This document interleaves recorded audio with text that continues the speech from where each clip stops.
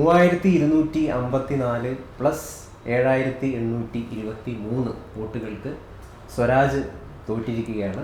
എന്തായാലും നിലമ്പൂർ ഉപതെരഞ്ഞെടുപ്പിൻ്റെ ക്ലൈമാക്സ് സംഭവിച്ചിരിക്കുകയാണ്. കൊമ്പ് കോർക്കലുകൾക്കൊക്കെ ശേഷം ഷൗക്കത്ത് തന്നെയാണ് നിലമ്പൂരിൻ്റെ സുൽത്താനായിട്ട് മാറിത്തീർന്നിരിക്കുന്നത്. നമ്മൾ ഈ വിഷയത്തെക്കുറിച്ച് കഴിഞ്ഞ ദിവസങ്ങളിലൊക്കെ നമ്മളിവിടെ ഇപ്പം PSN മാഷുണ്ട്, രതീഷേട്ടനുണ്ട്, പല രീതിയിൽ പല ആംഗിളിൽ നമ്മൾ ഇതിനെക്കുറിച്ചൊക്കെ ചർച്ച ചെയ്തതാണ്. ഇപ്പോൾ ഇവർ രണ്ടുപേരും നമ്മളൊപ്പം ഉണ്ട്.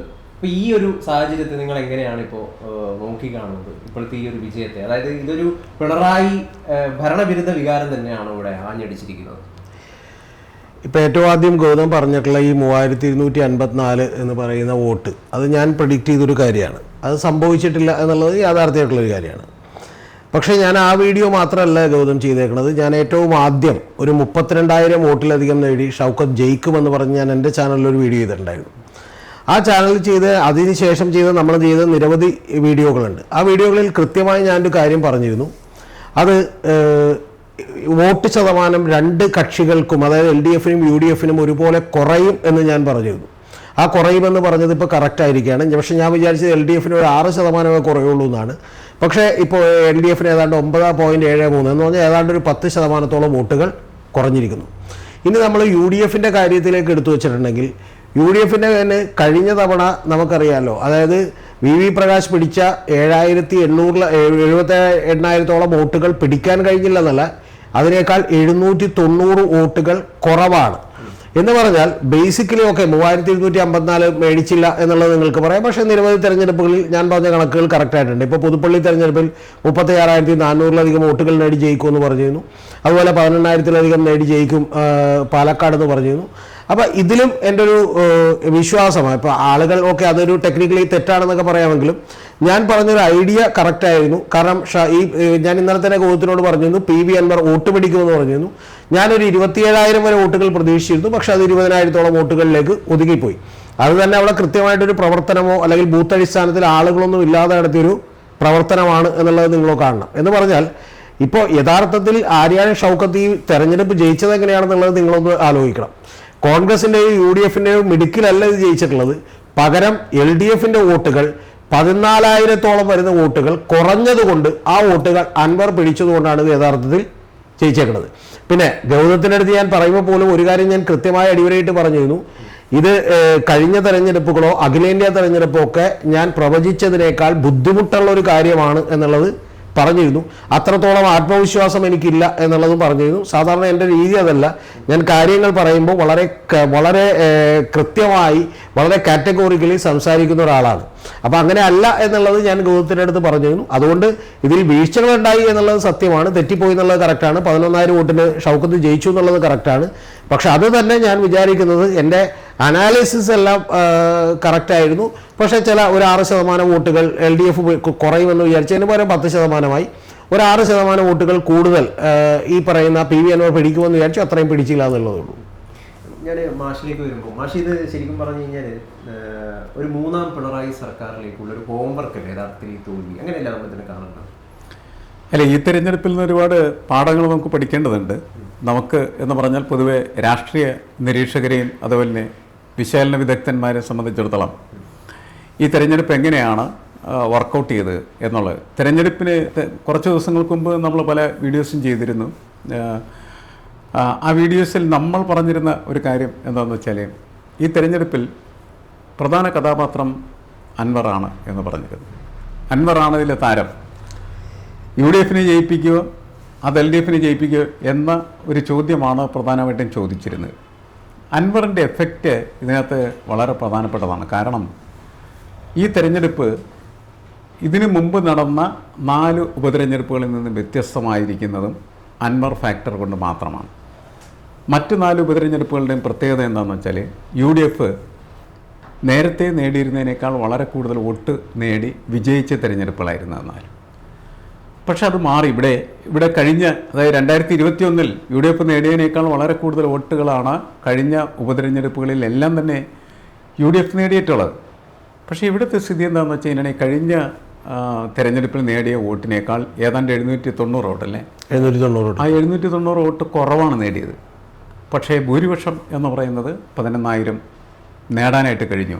അതുകൊണ്ട് അതിനെ മിന്നുന്ന വിജയമായിട്ട് തന്നെ കാണുകയാണ് ചെയ്യുന്നത്. പക്ഷേ പൊതുവെ ഈ തിരഞ്ഞെടുപ്പിനെ വിലയിരുത്തുമ്പോൾ ഈ മൂന്നാം പിണറായി സർക്കാർ എന്ന് പറയുന്നത് അകലെയല്ല എന്ന് പറയുന്ന സന്ദേശമാണ് അത് നൽകിയിരിക്കുന്നത്. കാരണം അകലെയല്ല എന്ന് പറയാൻ കാരണം ഈ തിരഞ്ഞെടുപ്പിൽ LDF പിടിച്ചു നിന്നു എന്നുള്ളതാണ്. 8-10 നിലകളിൽ പൊട്ടേണ്ടതായിട്ടുള്ള LDF വലിയ പരിക്കില്ലാതെ രക്ഷപ്പെട്ടു എന്ന് തന്നെയാണ് കണക്കാക്കേണ്ടത്. കാരണം അവർക്ക് 66,000-ലധികം വോട്ട് നേടിയെടുക്കാനായിട്ട് കഴിഞ്ഞു. ഇപ്പോൾ കഴിഞ്ഞ ലോക്സഭാ തെരഞ്ഞെടുപ്പിൽ സത്യൻ മൊകേരി നേടിയത് 29,000 വോട്ട്. 29,000 വോട്ട് അവരുടെ ബേസ് വോട്ടാണെന്ന് പറയാം, ഇടതുപക്ഷത്തിൻ്റെ വോട്ടെന്നാണ്. അതിനേക്കാൾ വളരെ മികച്ച നിലയിലേക്ക് 29,000-ൽ നിന്ന് 66,000-ലേക്ക് എത്തിക്കാൻ കഴിഞ്ഞു എന്ന് പറയുന്നത് അവരുടെ വലിയ വിജയമാണ്. UDF-നെ സംബന്ധിച്ചിടത്തോളം കഴിഞ്ഞ ലോക്സഭാ തെരഞ്ഞെടുപ്പിൽ ഏതാണ്ട് 90,000 വോട്ടുകൾ കിട്ടിയിരുന്ന സ്ഥലത്ത് നിന്നാണ് അവർ ഈ ഇപ്പോൾ എത്തിയിരിക്കുന്ന 77 അല്ലേ, അത്രയും വോട്ടിലേക്ക് അവർ താണു വന്നിരിക്കുകയാണ് ചെയ്യുന്നത്. അപ്പം അതുകൊണ്ട് വളരെയധികം ഫ്ലക്ച്വേഷനുള്ള ഒരു വോട്ടിംഗ് നിലവാരം ഇതിനകത്ത് കിടക്കുന്നുണ്ട്. ഇതെല്ലാം ഈ പറയുന്ന ഒരു 5-6 മാസം കഴിഞ്ഞതിന് ശേഷം നമ്മൾ മുന്നിലേക്ക് വരാൻ പോകുന്ന നിയമസഭാ തെരഞ്ഞെടുപ്പിൽ 2026 എങ്ങനെ പ്രതിഫലിക്കും എന്ന് പരിശോധിച്ച് കഴിഞ്ഞാൽ ഈ കട്ടക്ക് മത്സരിക്കുന്ന തരത്തിലേക്ക് അടുത്ത തെരഞ്ഞെടുപ്പ്, നിയമസഭാ തെരഞ്ഞെടുപ്പ് പോകാനുള്ള സാധ്യത വളരെ കൂടുതലാണ് എന്നാണ്. ആർക്കും ഈസി വാക്ക് ഓവർ എന്ന് പറയുന്നത് സാധ്യമായിരിക്കില്ല, അങ്ങനെ എനിക്ക് തോന്നുന്നത്. ഏകദേശം ഇപ്പം മാഷ് പറഞ്ഞ പോലെ തന്നെ നമ്മളിപ്പോൾ പ്രധാന മാധ്യമങ്ങളൊക്കെ തലക്കെട്ട് എഴുതുന്നത് മിന്നും വിജയം ഷൗക്കത്ത് നേടിയിരിക്കുന്നു എന്നൊക്കെയാണ്. പക്ഷെ നമ്മൾ 21-ലെ വോട്ട് നില നോക്കുമ്പോൾ കുറവാണ് യഥാർത്ഥത്തിൽ സംഭവിച്ചിരിക്കുന്നത്. 790 വോട്ടുകൾ കുറവാണ് സംഭവിച്ചിരിക്കുന്നത്. അപ്പോൾ യഥാർത്ഥത്തിൽ ഇതിനൊരു മിന്നും വിജയമൊക്കെ ആയിട്ട് കാണാൻ വേണ്ടി സാധിക്കും. ഗൗതം, ഇതിനകത്തുള്ള പ്രധാനപ്പെട്ട കാര്യം ഗൗതം പറഞ്ഞതിലൊരു ഈ നമ്മൾ ഈ 790 വോട്ട് എന്നൊക്കെ പറയുമ്പോൾ ആളുകൾ അത്ര നിസ്സാരമായിട്ട് അതങ്ങോട്ട് കണക്കിലെടുക്കും. അങ്ങനെ നിസ്സാരമാക്കരുത്. യഥാർത്ഥത്തിൽ 45.5% വോട്ടുകളാണ് VV പ്രകാശ് അവിടെ നേടിയെന്ന് ആലോചിക്കണം. അതായത് ഏത് സന്ദർഭത്തിലായിരുന്നു എന്നുകൂടി നമ്മൾ ആലോചിക്കണം. അതായത് അന്ന് 47%-48% വോട്ടുകളാണ് LDF നേടുന്നത്. അങ്ങനെയാണ് ജയിക്കുന്നത്. യഥാർത്ഥത്തിൽ കഴിഞ്ഞ തെരഞ്ഞെടുപ്പിനേക്കാൾ 12% വോട്ടുകൾ കൂട്ടിക്കൊണ്ടാണ്, അതായത് 66,000-ൽ നിന്ന് 12,000-ഓളം വോട്ടുകൾ കൂട്ടിക്കൊണ്ടാണ് 78,000 വരുന്ന വോട്ടുകൾ VV പ്രകാശ് നേടുന്നത്. ഏത് സാഹചര്യത്തിൽ 2021-ൽ 99 സീറ്റുകളുമായി കേരളം മുഴുവൻ പിണറായി അനുകൂല തരംഗം ആഞ്ഞടിക്കുമ്പോൾ പിണറായിനെ ഒരു സേവിയറായി, രക്ഷകനായി കണ്ടുകൊണ്ടിരിക്കുമ്പോഴാണ് നിങ്ങൾ ആലോചിക്കണം. അതിനേക്കാളും ഇപ്പൊ 780 വോട്ട് എന്ന് പറയുമ്പോൾ നമുക്ക് കുറവ് തോന്നും. അതായത് 1.79% കുറവാണ്. നിങ്ങൾ അറിയണം, അതായത് ഏതാണ്ട് 2% വോട്ടുകൾ കുറവാണ് എന്ന് പറഞ്ഞാൽ കേരളത്തിൽ സാധാരണ ഒരു സ്വിംഗ് പോലും 3% വോട്ടാണെന്നുള്ളത് നിങ്ങൾ മനസ്സിലാക്കണം. അപ്പൊ അങ്ങനെ 3% വോട്ടിന്റെ അടുത്തേക്ക് വരുന്ന കുറവ് UDF-ന് ഉണ്ടായിട്ടുള്ളതിനെ കുറിച്ച് വേണമെങ്കിൽ മിന്നും ജയമെന്നോ ഇനി മറ്റേ പണ്ട് പത്രങ്ങളൊക്കെ എഴുതിയ പോലെ മിന്നൽ പിണറായി എന്നൊക്കെ പറഞ്ഞ പോലെ മിന്നൽ എന്നൊക്കെ പറഞ്ഞ് ആരെങ്കിലും ഒക്കെ നമുക്ക് വിശേഷിപ്പിക്കാം. പക്ഷെ ഇത് അസംബന്ധമായിട്ടുള്ള ഒരു കാര്യമാണ്. 11% വോട്ടുകൾ കൃത്യമായി PV അൻവർ പിടിക്കുകയും അങ്ങനെ 14,000-ഓളം വരുന്ന വോട്ടുകളിൽ LDF-ൽ കുറവുണ്ടാവുകയും ചെയ്തു. പിന്നെ ഇപ്പോൾ മാഷ് പറഞ്ഞിട്ടുള്ള ഒരു കാര്യം, അതും വളരെ കറക്റ്റായിട്ടുള്ള ഒരു കാര്യമാണ്. കാരണം CPM അവിടെ പിടിച്ചു നിന്നു. CPM-ന്റെ എക്കാലത്തെയും അവിടെ ഇതിനു മുമ്പ് ജയിച്ചിട്ടുള്ളതെല്ലാം നമുക്കറിയാം. ഇപ്പോൾ K. കുഞ്ഞാലിയൊക്കെ ജയിച്ചതിൻ്റെ കാലഘട്ടമൊക്കെ കഴിഞ്ഞല്ലോ. അപ്പോൾ അതിനുശേഷം ജയിച്ചിട്ടുള്ളത് സ്വതന്ത്രരെ നിർത്തിക്കൊണ്ട് മാത്രമാണ്. ആ സ്വതന്ത്രരൊന്നും ഇല്ലാതെ തന്നെ 66,660 വോട്ടുകൾ കൃത്യമായി CPM-ന് പിടിക്കാമെന്ന് CPM തെളിയിച്ചു. ഏത് മണ്ഡലത്തിലാണെന്ന് കൂടി നിങ്ങളത് ആലോചിക്കണം. കഴിഞ്ഞ ലോക്സഭാ തെരഞ്ഞെടുപ്പിൽ 21%, അതിന് തൊട്ടുമുമ്പത്തെ ലോക്സഭാ തെരഞ്ഞെടുപ്പിൽ 22% വെറും കേവലം 30,000 വോട്ടുകളുമായി കുറഞ്ഞുപോയ ഒരു മണ്ഡലത്തിൽ, അതായത് പ്രിയങ്ക ഗാന്ധിക്ക് ആ മണ്ഡലത്തിലുള്ള ഭൂരിപക്ഷം 65,000-ആണ്. രാഹുൽ ഗാന്ധി 2 തവണ മത്സരിച്ചപ്പോൾ ഒരു തവണ 61,000-ആണ്, ഒരു തവണ 56,000-ആണ്. എന്ന് പറഞ്ഞാൽ അത്തരത്തിൽ ഒരു പ്രോ UDF എന്ന് പറയാവുന്ന, പ്രോ കോൺഗ്രസ് എന്ന് പറയാവുന്ന, പ്രോ മുസ്ലിം ലീഗ് എന്ന് പറയാവുന്ന ഒരു മണ്ഡലത്തിലാണ് ഇത്രയും വലിയ പാളിച്ച ഉണ്ടായിട്ടുള്ളത്. അപ്പോൾ ഇത് യഥാർത്ഥത്തിൽ വേണമെങ്കിൽ വിജയമാണ് എന്ന് പറഞ്ഞ് അഹങ്കരിക്കുകയും സന്തോഷിക്കുകയൊക്കെ ചെയ്യാം. പക്ഷേ വളരെ കൃത്യമാണ്. ഇപ്പോൾ മാഷ് പറഞ്ഞൊരു കാര്യത്തോട് ഞാൻ അംഗീകരിക്കുന്നു. ഇത് യഥാർത്ഥത്തിൽ 2026-ൽ പിണറായി തുടരും എന്ന കൃത്യമായ മെസ്സേജാണ് ഇതുവഴി കൊടുക്കുന്നത് എന്നുള്ള കാര്യത്തിൽ എനിക്കൊരു സംശയവും ഇല്ല. കാരണം ഒരു കാര്യം കൂടി പറയാൻ പറ്റേ, ഈ തെരഞ്ഞെടുപ്പിൽ ചെയ്ത വോട്ട് എത്രയാണെന്ന് ചോദ്യത്തിനറിയോ? ഈ തെരഞ്ഞെടുപ്പിൽ കഴിഞ്ഞ തവണ ചെയ്തതിനേക്കാൾ ഏതാണ്ട് 2,000 വോട്ട് കൂടുതലാണ്. മനസ്സിലായി? വോട്ടിംഗ് പെർസെൻറ്റേജിൽ കുറവ് വന്നു, പക്ഷേ വോട്ടിൻ്റെ നമ്പറിൽ കൂടുതലാണ്. 2,32,000, അതായത് ടോട്ടൽ വോട്ടേഴ്സിലും കൂടുതലുണ്ടായി. അപ്പോൾ അതുകൊണ്ട് പെർസെൻറ്റേജ് കുറയും, പക്ഷേ വോട്ടറിനെ കൂടി. ആ കൂടിയതിൽ നിന്ന് ഒരു വോട്ടറെ പോലും പിടിക്കാൻ ഇവർക്ക് കഴിഞ്ഞില്ലെന്ന് മാത്രമല്ല, സത്യത്തിൽ ഈ വിജയത്തിൻ്റെ അവകാശം ആർക്കാണ് എന്ന് ചോദിച്ചാൽ അത് പ്രതിപക്ഷ നേതാവ്. എനിക്ക് അദ്ദേഹത്തോട് ബഹുമാനമുണ്ട്, പക്ഷേ എങ്കിൽ പോലും ഞാൻ പറയുന്നു ശരിക്കും അവകാശപ്പെടാവുന്ന ഒരാളെന്ന് പറയുന്നത് PV അൻവറാണ്. PV അൻവറിനെ എനിക്ക് അദ്ദേഹത്തെ പരിചയമുള്ളതുകൊണ്ടല്ല ഞാൻ ഈ പറയുന്നത്, എനിക്ക് വ്യക്തിപരമായ ഒരു കാര്യത്തിൻ്റെ അടിസ്ഥാനത്തിലല്ല. പക്ഷേ അദ്ദേഹം ശരിക്കും വന്ന് ഇത്രയും വോട്ടുകൾ, ഈ പറയുന്ന 20,000-ഓളം വരുന്ന 19,970 വരുന്ന വോട്ടുകൾ, അതായത് 11.6% വോട്ടുകൾ അവിടെ പിടിച്ചില്ലായിരുന്നുവെങ്കിൽ തീർച്ചയായിട്ടും ഓക്കെ, ഭരണത്തിനെതിരായിട്ടുള്ള ഒരു വികാരമുണ്ടായിരുന്നു. ആ വികാരം UDF ആകുമായിരുന്നു, ചിലപ്പോൾ വലിയ ഭൂരിപക്ഷം ഉണ്ടാവുമായിരുന്നു, അത് ശരി തന്നെ. പക്ഷേ UDF ചിന്തിക്കേണ്ട ഗൗതം, എന്തുകൊണ്ടാണ് ഈ ഭരണത്തിനെതിരായ വികാരം ഞങ്ങൾക്ക് അനുകൂലമാകാത്തത് എന്ന് ചോദിച്ചാൽ, കേരളത്തിൽ ഉയർന്നു വരുന്ന വലിയൊരു രാഷ്ട്രീയമുണ്ടെന്ന് ഞാൻ വിചാരിക്കുന്നു. ആ രാഷ്ട്രീയം ഒരു തേർഡ് ഫ്രണ്ടിനെ, ഒരു മൂന്നാം മുന്നണിയെ ജനങ്ങൾ വളരെ താല്പര്യത്തോടു കൂടി നോക്കിക്കാണുന്നു. അത് യഥാർത്ഥത്തിൽ ആം ആദ്മി പാർട്ടി വന്നപ്പോൾ നമ്മൾ കണ്ടു, 2020 വന്നപ്പോൾ കണ്ടു, V4 കൊച്ചി എന്ന് പറഞ്ഞൊരു ചെറിയ പാർട്ടി കോർപ്പറേഷൻ മത്സരിച്ചപ്പോൾ പോലും കണ്ടു. ഏതാണ്ട് അതേപോലെ സൂചനകളാണ് ഈ തെരഞ്ഞെടുപ്പ് നൽകുന്നത് എന്നുള്ളതാണ് എനിക്ക് പറയാനുള്ളത്. ഇവിടെ പക്ഷേ ഇപ്പോൾ നമ്മൾ BJPയുടെ കാര്യം നോക്കുകയാണെങ്കിൽ 8,648 വോട്ടുകളാണ് BJP നേടിയിരിക്കുന്നത്. അതെന്ന് വെച്ച് കഴിഞ്ഞാൽ കഴിഞ്ഞ തവണത്തേനെക്കാട്ടിയും കുറച്ച് ശതമാനത്തോളം ഒരു വളർച്ചയാണുള്ളത്. അപ്പോൾ ഇത്രയും വലിയൊരു ടൈറ്റായിട്ടുള്ളൊരു മത്സരം നിൽക്കുന്നത്, അൻവർ എന്ന് പറയുന്ന ഒരു നിർണായക ഫാക്ടറൊക്കെ നിൽക്കുമ്പോൾ ഇത്രമാത്രം അവരുടെ വോട്ട് തന്നെ അവർക്ക് നിലനിർത്താൻ പറ്റി എന്ന് പറയുന്ന ഒരു വിജയം തന്നെയല്ലേ? അല്ല, BJPക്ക് കഴിഞ്ഞ തെരഞ്ഞെടുപ്പിനേക്കാൾ കുറച്ച് വോട്ട്, എത്ര 85, അത്രയും വോട്ടുകൾ കൂടുതൽ നേടാനായിട്ട് കഴിഞ്ഞതിൻ്റെ പേരിൽ വലിയ പരിക്ക് അവർക്കില്ല എന്നവർക്ക് സ്ഥാപിക്കാനായിട്ട് കഴിയും. നമ്മളിങ്ങനെ സംസാരിക്കുമ്പോൾ പലപ്പോഴും ഇത് കേട്ടുകൊണ്ടിരിക്കുന്നവർക്കൊന്നും നമ്മൾ CPM-നെ ന്യായീകരിച്ച് സംസാരിക്കുക, അങ്ങനത്തെ ഒരു പ്രശ്നം ഇതിനകത്തില്ല. CPM ന്യായീകരിക്കുന്ന സംസാരമല്ല ഇത്. ഇതിൻ്റെ ഒരു യഥാർത്ഥത്തിൽ ഈ തെരഞ്ഞെടുപ്പിൻ്റെ ഒരു വിശകലനം നടത്തുമ്പോൾ നമുക്ക് തോന്നുന്ന കാര്യം ഇതാണ്. ഇപ്പോൾ അൻവറിൻ്റെ വോട്ടും അതേപോലെ തന്നെ ആര്യാടൻ ഷൗക്കത്തിന് കിട്ടിയ വോട്ടും കൂടി കൂട്ടിയാൽ ഏതാണ്ട് 1,00,000-അടുത്തോളം വോട്ടുകൾ വരാൻ സാധ്യതയുണ്ട്. 1,00,000-ൽ കുറച്ച് വോട്ടേ കുറയുകയുള്ളൂ. അപ്പോൾ അൻവറിനെ ഒപ്പം നിർത്താൻ കഴിഞ്ഞിരുന്നെങ്കിൽ തീർച്ചയായിട്ടും ഇടതുപക്ഷത്തിനെതിരെ വൻ ഭൂരിപക്ഷത്തിനെ UDF-ന് ജയിക്കാൻ പറ്റുന്ന ഒരു അന്തരീക്ഷം ഉണ്ടാകുമായിരുന്നു. ഈ ഭൂരിപക്ഷത്തിൻ്റെ അടിസ്ഥാനത്തിലാണ് നമ്മൾ തിരഞ്ഞെടുപ്പുകൾ വിശകലനം ചെയ്യുന്നതെങ്കിൽ തീർച്ചയായിട്ടും അങ്ങനത്തെ ഒരു വിജയം നേടാൻ കഴിഞ്ഞിരുന്നെങ്കിൽ ആ വിജയം എന്ന് പറയുന്നത് LDF-ന് അതിശക്തമായിട്ടുള്ള ആഘാതമുണ്ടാക്കാൻ കഴിയുന്ന ഒന്നാകുമായിരുന്നു. കാരണം അത്രയും വോട്ടിൻ്റെ ഭൂരിപക്ഷത്തിന് അവരുടെ കയ്യിലിരുന്ന സീറ്റിൽ UDF-ന് നേടാൻ കഴിയുക എന്ന് പറയുന്നത് ചെറിയൊരു കാര്യമായിട്ട് ആരും വിലയിരുത്തുകയില്ല. പക്ഷേ ഇത് മാത്രമല്ല ഇതിൻ്റെ ഫാക്ടേഴ്സ് എന്ന് പറയുന്നത്. ഇതിൻ്റെ അകത്ത് UDF-ൻ്റെ വിജയത്തിൽ അതിന് മിന്നുന്ന വിജയമായി മാറ്റുന്ന ഒരു ഘടകം എന്ന് പറയുന്നത് അവരെടുത്തൊരു നിലപാടാണ്. കാരണം അൻവർ വന്ന് മത്സരിക്കാൻ തുടങ്ങിയ സമയത്ത് അൻവർ പ്രഖ്യാപിച്ചെന്നാണ്. അൻവർ പറഞ്ഞു, കോൺഗ്രസിൻ്റെ സ്ഥാനത്ത് ഞാൻ പറയുന്ന ആളായിരിക്കണം. പിന്നെ എന്തിനാ കോൺഗ്രസ് എന്തിനാ? അതാണ് കോൺഗ്രസിൻ്റെ ക്വസ്റ്റ്യനായിരുന്നു. ആ ക്വസ്റ്റ്യനാണ് VD സതീശനെ ഉയർത്തിയത്. ഞങ്ങളുടെ സ്ഥാനാർത്ഥിയെ ഞങ്ങൾ തീരുമാനിക്കും, അതവർ തീരുമാനിച്ചു. അങ്ങനെ തീരുമാനിച്ചപ്പോൾ അൻവർ അതിൽ നിന്ന് അകന്നു പോയി. അങ്ങനെയാണ് ഈ തിരഞ്ഞെടുപ്പ് യഥാർത്ഥത്തിൽ LDF-ന് ഒരു എൻട്രി ലഭിക്കുന്നതായി മാറുന്നത്. അല്ലെങ്കിൽ ഈ പറയുന്നവരെ വൻ ഭൂരിപക്ഷത്തിന് 30,000, 35,000 മാത്രമല്ല ഈ സ്വരാജ് പോലും അവിടെ മത്സരിക്കാനായിട്ട് വരാൻ സാധ്യത കുറവായിരുന്നു എന്നാണ് ഞാൻ കണക്കാക്കുന്നത്. ഇതൊരു പുതിയ ട്രെൻഡായി, പുതിയ മത്സര സാധ്യതയായി വന്നപ്പോൾ അവർ സ്വരാജിനെ കൊണ്ടുവരുന്നു, സ്വരാജ് മത്സരിക്കുന്നു, സ്വരാജ് ഗംഭീരമായിട്ട് ആ മത്സരത്തിൽ മുന്നേറ്റങ്ങൾ സൃഷ്ടിക്കുന്നു. അങ്ങനെ LDF-നെ സംബന്ധിച്ചിടത്തോളം LDF-ന് പിടിച്ചു നിൽക്കാവുന്ന, അതായത് പിടിവെള്ളി പോലെയുള്ള ഒരു പരാജയമായിട്ടത് മാറ്റി തീർക്കാനായിട്ട് കഴിയുന്നതാണ്. അതാണ് ഇതിൻ്റെ ഒരു പ്രത്യേകതയായിട്ട് എനിക്ക് തോന്നുന്നത്. കാരണം അങ്ങനെ ആ തെരഞ്ഞെടുപ്പിനെ കൊണ്ടുപോയത് UDF-ൻ്റെ ഒരു പിടിപ്പുകേടായിട്ട് തന്നെ നമ്മൾ വിലയിരുത്തേണ്ടതായിട്ട് വരും ഒരു വശം. മറ്റൊരു വശത്ത് നമ്മൾ നേരത്തെ സൂചിപ്പിച്ചതുപോലെ ഏറ്റവും മികച്ച ഒരു നിലപാടെടുത്തതിൻ്റെ വിജയമായിട്ട് UDF-നെ അത് ആഘോഷിക്കാം. കാരണം എന്താണെന്ന് വെച്ച് കഴിഞ്ഞാൽ അൻവർ വേണ്ട, അൻവറില്ലാതെ ഞങ്ങൾ ഈ തെരഞ്ഞെടുപ്പ് ചെയ്യും. കാരണം അൻവറില്ലാതെയാണ് നേരത്തെയൊക്കെ UDF-ഓട് വിജയിച്ചിരുന്നത്. ഇപ്പോൾ അൻവറിൻ്റെ ആവശ്യമില്ല എന്ന് പറയുന്നത് ഒരു തയ്യാറും ഇല്ലാത്ത കാര്യമാണ്.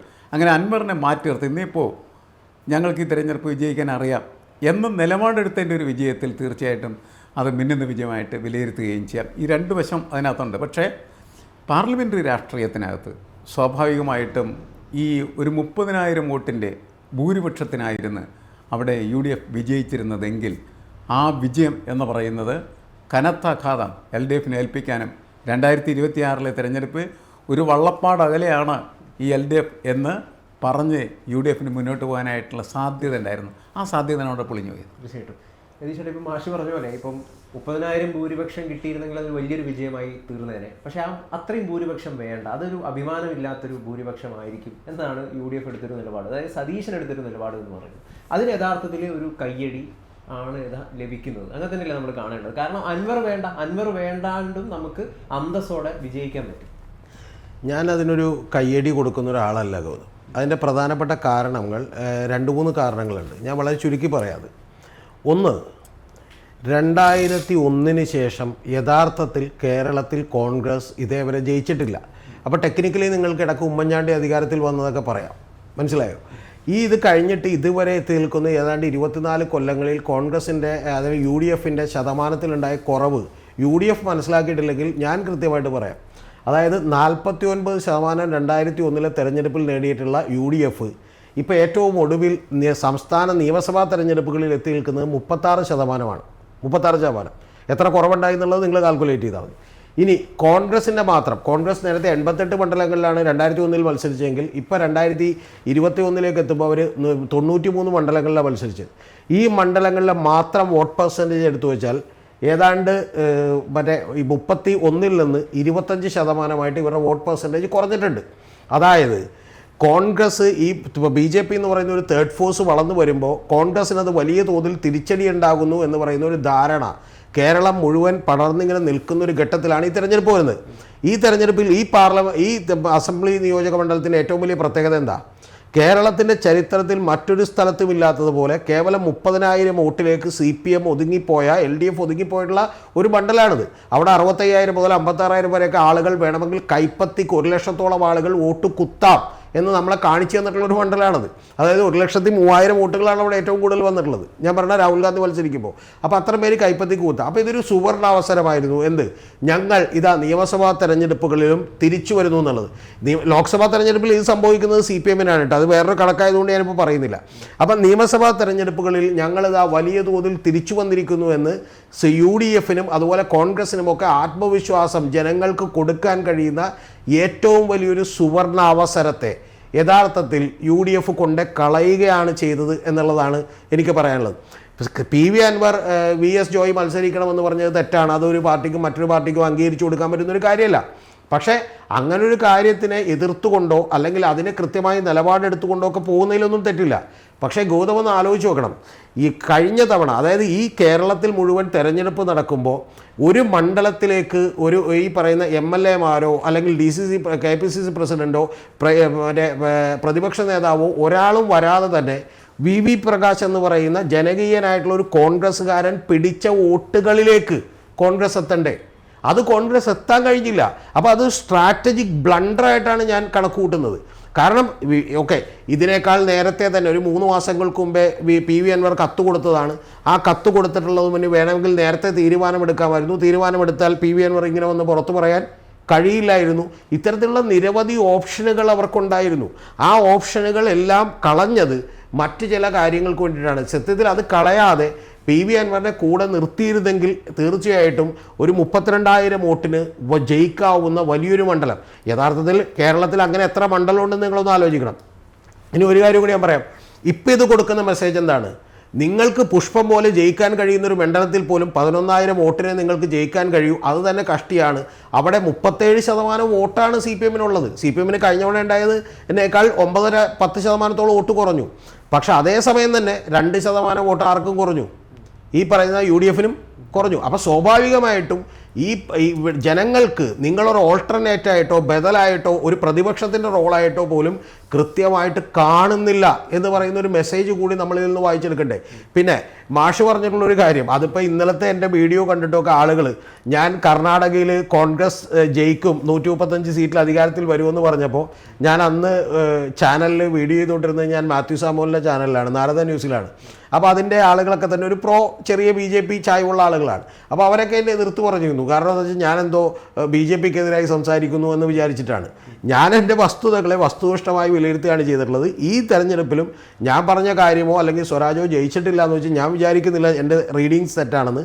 കാരണം ഞാൻ അവിടെ ചെല്ലുമ്പോൾ പറയുന്നത് PV അൻവറിന് 3,000 വോട്ട് കിട്ടുമെന്നാണ് എല്ലാ കോൺഗ്രസ് നേതാക്കളും എൻ്റെ അടുത്ത് പറഞ്ഞത്. അത് കഴിഞ്ഞിട്ട് അവർ പറയുന്നത് അന്ന് 25,000 വോട്ടിന് ജയിക്കുമെന്നാണ്. പിന്നെ ഞാൻ അവിടെ താമസിച്ച് ഏറ്റവും ലാസ്റ്റ് ഞാൻ തിരിച്ചു പോരുന്നത് ഈ പറയുന്ന തൊട്ട് മുമ്പത്തെ ദിവസമാണ്, അതായത് പരസ്യപ്രചരണം അവസാനിക്കുന്ന തൊട്ട് മുമ്പത്തെ ദിവസം.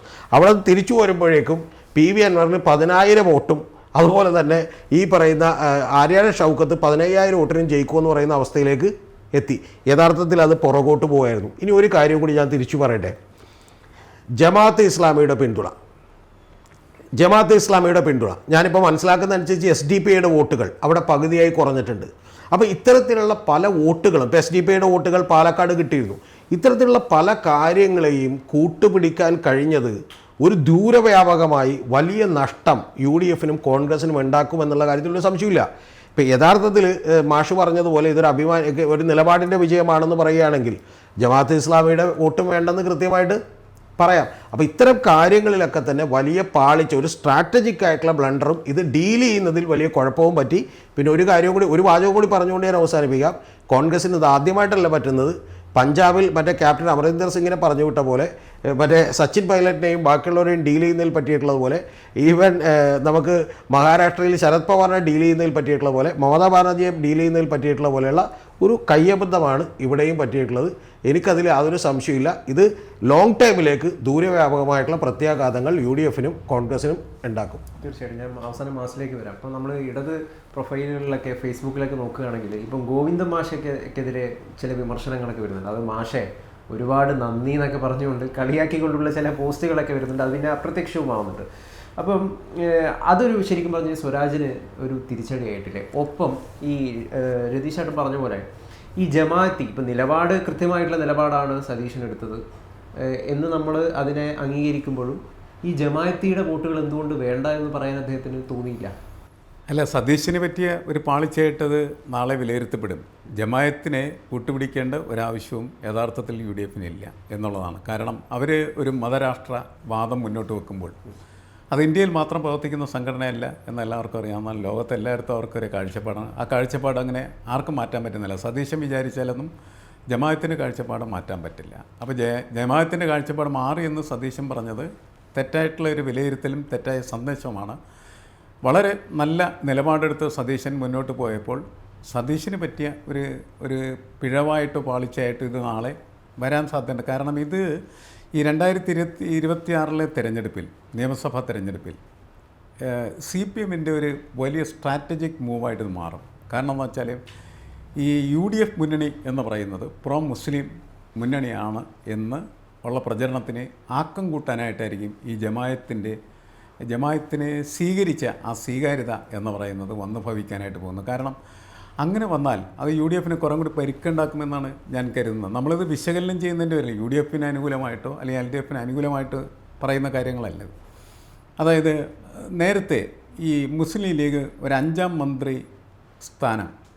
വാദം എന്ന് പറയുന്ന സാധനം ഉന്നയിച്ചൊരു ഘട്ടം ഉണ്ടായിരുന്നു. അന്ന് UDF യഥാർത്ഥത്തിൽ വിജയിച്ച് കയറേണ്ടതാണ്.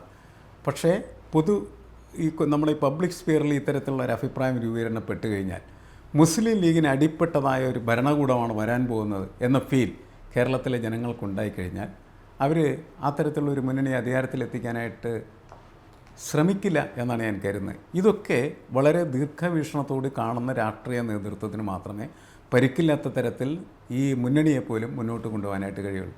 അതുകൊണ്ട് ഈ ജമാഅത്തി ബന്ധം എന്ന് പറയുന്നത് വളരെ അപകടം. ഇപ്പോൾ കാരണം CPMന് നേരത്തെ അപകടം പറ്റിയിട്ടുണ്ടല്ലോ. മദനിയെ ചുവന്നുകൊണ്ട് നടന്ന് ഈ തെരഞ്ഞെടുപ്പിലും PDPയുടെ സപ്പോർട്ട് ഒക്കെ അവർക്ക്. എന്തിനാണ് ഇവരെല്ലാം ഇതിൻ്റെ പിന്നാലെ നടക്കണം നമുക്ക് മനസ്സിലാവില്ലേ? എന്ത് കിട്ടാനാണ്? PDP മദനിയെ ചുവന്നതിൻ്റെ പേരിൽ CPMന് എന്തുണ്ടായി? ഒന്നും കിട്ടിയില്ല. CPMന് നഷ്ടം മാത്രമായിരുന്നു. ജമാഅത്തിനെ ചുവന്നതിൻ്റെ ഫലമായിട്ട് കോൺഗ്രസിനും എല്ലാം കിട്ടും, കോൺഗ്രസിനും കിട്ടില്ല. ഇപ്പോൾ ഇവർക്ക് നിലപാടുകൾ, ആദർശങ്ങൾ, ഐഡിയലിസം ഇതെല്ലാം കൃത്യമായിട്ട് സമൂഹത്തിന് മുന്നിൽ വെക്കാനായിട്ട് കഴിയുന്ന ഒരു സാഹചര്യം ഉണ്ടായാൽ മാത്രമേ ഇവർക്ക് നേട്ടം ഉണ്ടാവുള്ളൂ. മറ്റത് ഇവരുടെ തെറ്റിദ്ധാരണകൾ മാത്രമാണ്. അവരിൽ നിന്ന് കുറച്ച് വോട്ട് കിട്ടിക്കഴിഞ്ഞാൽ ഈ തെരഞ്ഞെടുപ്പ് ജയിക്കാം എന്ന് പറയുന്ന ഒരു സുഖവാസ ചിന്ത, അതുകൊണ്ട് സംഭവിക്കുന്ന ദുരന്തമാണ്. അത് CPMന് സംഭവിച്ചിട്ടുണ്ട്, കോൺഗ്രസിനും സംഭവിക്കുന്നു. ഇത് തന്നെയാണ് പ്രശ്നമായിട്ട് വരുന്നത്. ഇങ്ങനെയുള്ള ചിന്തകളിൽ നിന്ന് മാറിയാൽ മാത്രമാണ് നിലപാട് രാഷ്ട്രീയത്തെക്കുറിച്ച് സംസാരിക്കാൻ പറ്റുള്ളൂ. തെരഞ്ഞെടുപ്പിൽ ജയിക്കാൻ എന്തും ചെയ്യാം എന്നൊക്കെ പറയാം, അതിലൊന്നും കുഴപ്പമൊന്നുമില്ല. എന്തായാലും നിയമസഭാ തെരഞ്ഞെടുപ്പ് ആർക്കും ഈസി വാക്ക് ഓവറായിട്ട് വരില്ല എന്ന് പറയുന്ന ഒരു മെസ്സേജ് ഈ തെരഞ്ഞെടുപ്പിലുണ്ട്. പക്ഷേ ഇതിക്ക് മുമ്പ് നടന്ന ഉപതെരഞ്ഞെടുപ്പുകളിൽ അങ്ങനെ ആയിരുന്നില്ല ആ മെസ്സേജ് എന്ന് പറയുന്നത്. LDF തോൽക്കും, അതേപോലെ UDF വിജയിക്കും എന്ന് പറയുന്ന സന്ദേശമാണ്. കാരണം അത്ര മഹത്തായിട്ടുള്ള ഭൂരിപക്ഷമാണ് ആ തെരഞ്ഞെടുപ്പുകളിലൊക്കെ UDF നേടിയിരുന്നത്. ഈ തെരഞ്ഞെടുപ്പിൽ അങ്ങനെ സംഭവിച്ചിട്ടില്ല എന്നുള്ളത് ഈ തെരഞ്ഞെടുപ്പിൻ്റെ ഒരു പ്രത്യേകതയായിട്ട് വിലയിരുത്തപ്പെടേണ്ടതാണെന്ന് എനിക്ക് തോന്നുന്നു. ഒരു കാര്യം കൂടി പറഞ്ഞുകൊണ്ട് അത് അവസാനിപ്പിക്കുന്നതായിരിക്കും. കാരണം ഇതിലിപ്പോൾ മാഷ് പറഞ്ഞ ഏറ്റവും പ്രധാനപ്പെട്ട കാര്യം ജമാഅത്തെ ഇസ്ലാമുമായി ബന്ധപ്പെട്ടൊരു കാര്യമാണ്. രണ്ട് കാര്യങ്ങൾ പറഞ്ഞുകൊണ്ട് ഞാനിത് അവസാനിപ്പിക്കാം. ഒന്ന്, ഇന്ന് മാഷ് അറിയേണ്ടത്, ഇപ്പോൾ ഗോവിന്ദ മാഷ് അടക്കം CPM-ൻ്റെ സ്വയം സ്വരാജ് അടക്കം ആരും ഇത്തരത്തിലുള്ളൊരു പ്രശ്നം ഉയർത്തിയിട്ടില്ല. അതിനേക്കാൾ വലിയ പ്രധാനപ്പെട്ട കാര്യം എന്താ, ഇന്ന് വെള്ളാപ്പള്ളി നടേശൻ വന്ന് കൊടുത്തേക്കുന്ന പ്രസ്താവനയാണ്. അതായത് മുസ്ലിം ലീഗ് എന്ന് പറയുന്ന പാർട്ടി UDF-നെയും കോൺഗ്രസിനെയും ഒക്കെ ഹൈജാക്ക് ചെയ്തിരിക്കുന്നു എന്നാണ്. അതായത് അത്തരത്തിൽ മുസ്ലിം നിലപാടുകാർ മുഴുവൻ ഒരുമിച്ച് ഒരു പക്ഷത്തേക്ക് മാറിയിരിക്കുന്നു എന്നാണ്. ഇത് മാഷ് അറിയാമല്ലോ. ഇപ്പോൾ സാധാരണ ഇവിടെ നമുക്ക് ഗോവിന്ദ മാഷോ അല്ലെങ്കിൽ മറ്റാരെങ്കിലുമാണ് CPM-ആണ് പറയുന്നതെങ്കിൽ അത് തോൽവിയിൽ പിടിച്ചു നിൽക്കാനുള്ള ഒരു തന്ത്രമാണെന്ന് പറഞ്ഞ് നമുക്ക് തള്ളിക്കളയാം. ഞാൻ അതിനിടയിൽ അപ്പോൾ അത് അങ്ങ് പറഞ്ഞു വരുന്നത്, ഇനി വരും നിയമസഭാ തെരഞ്ഞെടുപ്പിൽ ഒരു സംഘപരിവാർ CPM കൂട്ടിയിട്ടുണ്ട്. വലിയ സൂചന. സംഘപരിവാർ എന്നല്ല ഞാൻ പറയുന്നത്. താങ്കൾ സംഘപരിവാർ എന്നുള്ളത് അതിന് ചുരുക്കി കാണരുത്. കഴിഞ്ഞ 2016 മുതൽ സംഘപരിവാറിൻ്റെ വോട്ടുകൾ നഷ്ടപ്പെടുകയും അത് തീർച്ചയായിട്ടും CPM-ലേക്ക് എത്താനും LDF-ലേക്ക് എത്താനുള്ള സാധ്യതകളുണ്ട്. അത് കൂട്ടുകെട്ടായതുകൊണ്ടല്ല. 2016 2021 ഇലക്ഷനിടക്ക് നോക്കിയാൽ ഏതാണ്ട് 8 ലക്ഷത്തോളം വോട്ടുകൾ BJP-ക്ക് കുറയാണ് ചെയ്തിട്ടുള്ളത്. ഞാൻ എൻ്റെ ഓർമ്മയിൽ നിന്നെടുത്ത് പറയുന്നതാണ്, തെറ്റുണ്ടെങ്കിൽ ക്ഷമിക്കണം, പക്ഷേ വോട്ട് കുറഞ്ഞിട്ടുണ്ട്. 2016 BJP-ക്ക് കേരളത്തിൽ കിട്ടിയ വോട്ടുകൾ കിട്ടിയില്ല. പകരം 2021 അത്രയും വോട്ടുകൾ കുറഞ്ഞു. അത് ഏതാണ്ട് LDF-ലേക്ക് കൂടി. ഈ കഴിഞ്ഞ ലോക്സഭാ തെരഞ്ഞെടുപ്പിലെ അവസ്ഥ എന്താ? 42% വരുന്ന ഈഴവ വോട്ട് ബാങ്കുകൾ, അതിപ്പോൾ ആറ്റിങ്ങിലാണെങ്കിലും അതുപോലെ ആലപ്പുഴയിലൊക്കെ ആണെങ്കിലും പ്രകടമായി CPM-ന് നഷ്ടപ്പെട്ടു എന്ന് പറയുന്ന തോന്നലിൽ നിന്ന് അത് തിരിച്ചെടുക്കാൻ കൃത്യമായ ഒരായുധം കയ്യിലേക്ക് വെച്ചു കൊടുക്കുകയാണ് UDF ചെയ്തേക്കുന്നത്. ഇനി ഒരു കാര്യം ക്ലിയറായിട്ട് പറയാം. ഇത്രയും ദിവസങ്ങളിൽ, കഴിഞ്ഞ ദിവസങ്ങളിൽ ഗൗതത്തിനറിയാം, നിങ്ങളൊക്കെ പലരുമായിട്ട് ഞാൻ സംസാരിച്ചപ്പോൾ പറഞ്ഞൊരു കാര്യം എന്താ, അവിടെ അതിഗംഭീരമായ UDF-ൻ്റെ ഒരു പ്രചരണം നടന്നു. ഓരോ ബൂത്ത് ഓരോ നേതാക്കന്മാരെ ഏൽപ്പിച്ചു, ഓരോ പഞ്ചായത്ത് ഓരോ MLA-മാരെ ഏൽപ്പിച്ചു എന്നാണ് ഞാൻ അന്നേ പറഞ്ഞിരുന്നു. തൃക്കാക്കരയിലും അതുപോലെ പാലക്കാടും പുതുപ്പള്ളിയിലും നടന്ന പോലെ കൃത്യമായിട്ടുള്ളൊരു വർക്ക് പോലും അവിടെ നടത്താൻ പറ്റിയിട്ടില്ല. അത് ആളുകളുടെ റീഡിംഗ് തെറ്റാണ്. കാരണം അതുകൊണ്ടാണ് 790 വോട്ടും 2% 1.79% വോട്ടും കുറഞ്ഞു പോയത് എന്നുള്ളത് ഇനിയെങ്കിലും ഒരു മനസ്സിലാക്കണം. സത്യത്തിൽ എനിക്ക് കൃത്യമായിട്ട് നേരിട്ടറിയാം. ഒരു പ്രചരണവും നടത്താതെ ബൂത്തുകളിൽ പോലും ആളില്ലാതെയാണ് PV അൻവർ എന്ന് പറയുന്ന ഒരാൾ കൃത്യമായിട്ട് ഇത്രയും വലിയ വോട്ട് മേടിച്ചത് എന്നുള്ളത് കൂടി നിങ്ങൾ കണക്കിലെടുക്കണം. ഇതെല്ലാം കണക്കിലെടുക്കുമ്പോൾ, ഇതെല്ലാം പറയുമ്പോൾ ഞാൻ CPM ആണെന്നോ അല്ലെങ്കിൽ ഞാൻ മറ്റേതെങ്കിലും താല്പര്യമുള്ള ഒരാളെന്ന് വിചാരിക്കുന്നത്. എൻ്റെ ഏറ്റവും വലിയ താല്പര്യം കോൺഗ്രസും UDF-ഉം ഒക്കെ ഇവിടെ നിലനിൽക്കണം എന്ന് തന്നെയാണ്. പക്ഷേ അതിൽ VD സതീശനൊക്കെ എടുക്കുന്ന എഫേർട്ടും എനിക്കറിയാം. ഈ തെരഞ്ഞെടുപ്പടക്കം അദ്ദേഹം വലിയൊരു എഫേർട്ട് എടുത്തിരുന്നു. പക്ഷേ ഞാൻ പറഞ്ഞത്, ആ എഫേർട്ടൊക്കെ എടുക്കുമ്പോൾ പോലും അവിടെ നിന്ന് പലപ്പോഴും MLA-മാർ കൊടുക്കുന്ന കണക്കുകളുടെ റീഡിങ്ങുകൾ പോലും കൃത്യമല്ല എന്നുള്ളത് ഞാൻ പറഞ്ഞിരുന്നു. 10,000 വോട്ടാണ് PV അൻവർ പിടിക്കുക, ഞങ്ങളൊരു 15,000 വോട്ടിന് ജയിക്കുമെന്ന് പറഞ്ഞു. എന്താണെങ്കിലും അതിൽ കുറവുണ്ടായല്ലോ. ഞാൻ പറഞ്ഞതുപോലെ 37% വോട്ടിലേക്ക്, 39% CPM എത്തുമെന്നാണ് ഞാൻ വിചാരിച്ചത്. 37% വോട്ടിലേക്ക് CPM-ഉം 43% വോട്ടിലേക്ക് UDF-ഉം എത്തി. 2% കുറഞ്ഞ്. ആ 2%, 43 എന്ന് പറഞ്ഞ് പിടിച്ചു നിർത്തിയത് തന്നെ ഇത്തരത്തിലുള്ള ആളുകളുടെ വോട്ട് കൊണ്ടാണ് എന്ന് പറയുന്ന ഒരു പ്രചാരണത്തിന് ഇന്ന് വെള്ളാപ്പള്ളി നടേശൻ തുടക്കമിട്ടിരിക്കുന്നു എന്ന് പറഞ്ഞാൽ 2026 ഒരു ഹെർക്കൂലിയൻ ടാസ്ക് ആയിരിക്കും UDF-ൻ്റെ മുമ്പിൽ എന്നുള്ളതിൻ്റെ സൂചനകളാണത്. പക്ഷേ ഞാൻ മാഷിലേക്ക് വന്നിട്ട് നിർത്താമെന്ന് വിചാരിക്കുന്നു. അതായത് ഇപ്പം രതീശ്വരൻ പറഞ്ഞ പോലെ ഒരു മുസ്ലിം കോൺസെൻട്രേറ്റഡ്, ജമാഅത്തി കോൺസെൻട്രേറ്റഡ് പാർട്ടിയായിട്ട് UDF കോൺഗ്രസ് മാറിത്തീരുമ്പോൾ വരുന്ന നിയമസഭാ തെരഞ്ഞെടുപ്പിൽ ഒരു BJP CPM ഇക്വേഷൻ അല്ല, ഒരു മിനിറ്റ് ഒന്ന് തിരുത്തിക്കോട്ടെ. അങ്ങനെ ഒരു പാർട്ടിയാണ് കോൺഗ്രസ് ഞാൻ പറഞ്ഞില്ല, പക്ഷെ അങ്ങനെ ഒരു പ്രചരണത്തിനുള്ള ഒരു ആയുധം കയ്യിൽ വെച്ചു കൊടുത്തു. തീർച്ചയായിട്ടും. അപ്പോൾ അങ്ങനെ ഒരു ഇക്വേഷൻ രൂപപ്പെടും. അല്ല, ഇതിൻ്റെ പ്രശ്നം എന്താണെന്ന് വെച്ചാൽ, ഓരോ രാഷ്ട്രീയ പാർട്ടിയും എങ്ങനെയാണ് അവരുടെ ഒരു ആദർശത്തെ സമൂഹത്തിൻ്റെ മുന്നിൽ വെച്ച് സമൂഹത്തിൽ നിന്ന് സമൂഹത്തിൻ്റെ വോട്ട് നേടുക എന്നുള്ളത് പ്രധാനപ്പെട്ട ഘടകം. അത് അവർക്ക് തെറ്റിപ്പോകുമ്പോഴാണ് അവരിങ്ങനെ ഓരോന്നിൻ്റെ പിന്നാലെ പോകുന്ന സ്ഥിതിയിലേക്ക് എത്തിച്ചേരുന്നത്. അത് ഒരിക്കലും ഒരു രാഷ്ട്രീയ പാർട്ടികൾക്കും ഗുണകരമായ കാര്യമായില്ല എന്നുള്ളതാണ് പ്രശ്നം. പിന്നെ CPM അതേപോലെ തന്നെ BJP-യും ഒക്കെ ആയിട്ടുള്ള ഇക്വേഷൻസ് ഉണ്ടാവുമോ എന്ന് ചോദിച്ചാൽ അതുണ്ടാവുള്ള യാതൊരു സാധ്യതയും ഞാൻ കണക്കാക്കുന്നില്ല. പക്ഷേ BJP-യുടെ കാൽക്കുലേഷൻ എന്താണ്? അത് വളരെ പ്രധാനപ്പെട്ടതാണ്.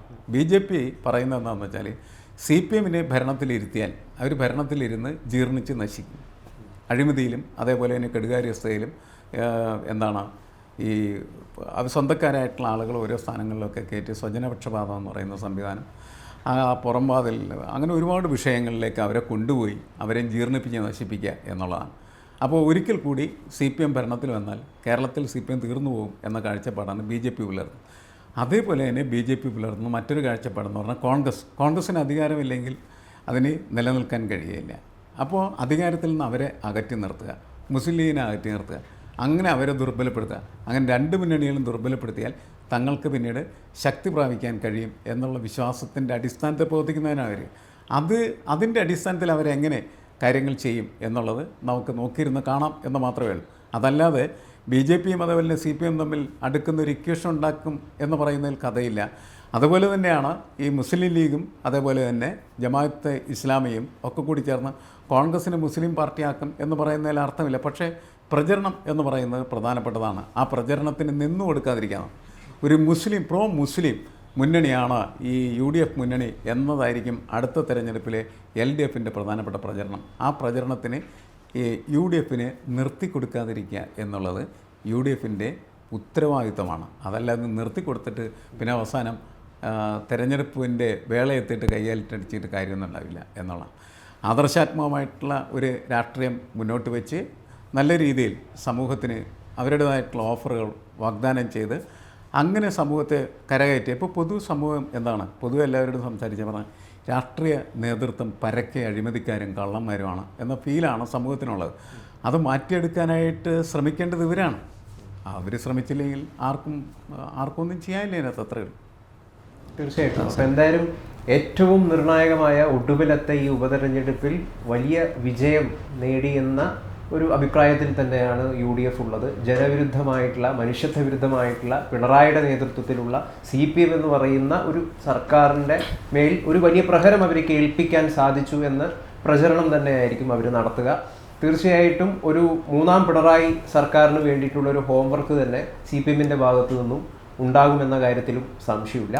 അപ്പം കഴിഞ്ഞ 2 കാലങ്ങളായി അധികാരത്തിലില്ലാത്ത UDFന് ഇത് വലിയൊരു ആത്മവിശ്വാസം നൽകുന്ന ഒരു വിജയം തന്നെയാണ്.